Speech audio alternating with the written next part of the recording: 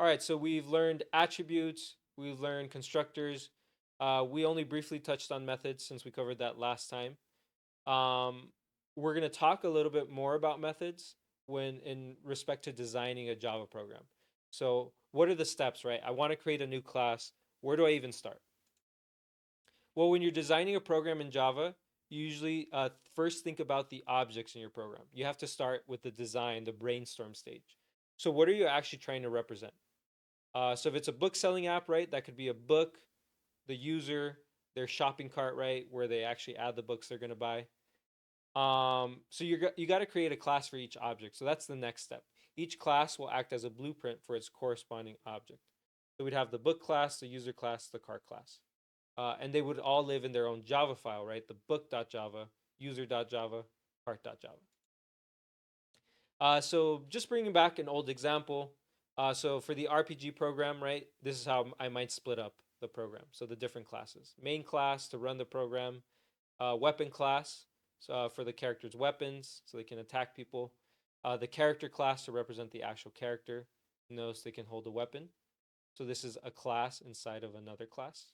We'll see that quite a bit in the next few examples, next few demos. And then we have the static class here, the helper class. This one doesn't rely on an object, so um, we call it battle helper. So now that you have your classes, figured out, we actually need to code the class. So first you start with the attributes. What information does the object need to store? So for the book class, you might have the title, the price, the author for a book. Then you do the constructors. How do you want new books to be initialized? Do you want to have a parameterized constructor? And then you go with methods. So, what can the object do, right? Can you add to the cart? Can you apply a discount? Um, what other behaviors should the book class do? But in fact, I'm actually going to switch this. Before your methods, typically, you don't have to do this first, but this is my workflow usually, is I create the getters and setters first. We're going to switch that order. Yeah, getters and setters. It's good to get them out of the way first. Um, they're kind of repetitive to write, so it's kind of an easy one to knock out in the beginning before you write the other methods. Remember, getters and setters are also methods, but these are pretty predictable to write, so I put them first. So when you're designing instance methods for a class, a good starting point, again, is the getters and setters. So if you have these attributes, then you should have these getters and setters. For title, we have get title and set title. For price, we have get price and set price. After your getters and setters, then you can begin to define any other methods that will execute any behaviors that your objects need. So if you're doing a book selling app, the book class could have, again, add to cart, which will add the book object to the cart. Is in stock, which will return whether the book is currently available. The leave review has some parameters here, so you can leave an actual review and a rating. And then mark as sold if you want to say, hey, this book is no longer available, right? We just sold it. After that, you have to decide which classes should interact. Um, you know, should the user interact with the cart? Should the cart contain books? So these are classes working together. And then you put all your main program logic in the main.java class. We sometimes call this the driver class. Basically, this is the class that actually runs a program. So the main.java class will have references, right, to all your other classes. And just like that, you have a Java program.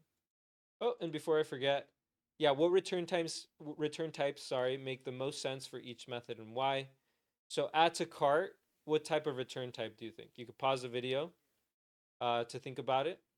So this one should be void, right? Add to cart, it's just going to throw it in the cart. It's performing an action, doesn't need to keep track of a value. Is in stock, returns whether the book is currently available. What should be the return type for this? So this one would be Boolean, right? Anything that starts with is usually going to be Boolean. Is it true or is it false? So yeah, if it is in stock, it'll return true. If it's not in stock, it'll return false. What about leave review? Well, that one could certainly be void, right? That could be one option. You could return the review or the rating if you needed to work on that, further, use that value somewhere else. But this one probably would be void. And then last but not least, mark as sold. That one would definitely be void as well, right? It's just going to change um, some kind of property, right? Maybe we don't actually need to keep the value. All right, so we have a demo for designing a program in Java. So we'll start from scratch. We'll design our classes. We'll define the actual classes. We'll write the attributes, constructors, methods. And yeah, we'll put it together and we'll actually run it. So click here if you're on the slides. Right, this will open up the video. You can click on this to just see the code. Um, you can import it right to IntelliJ to actually work on that code. You can copy paste that code, right, if you need a starting point for some of your assignments.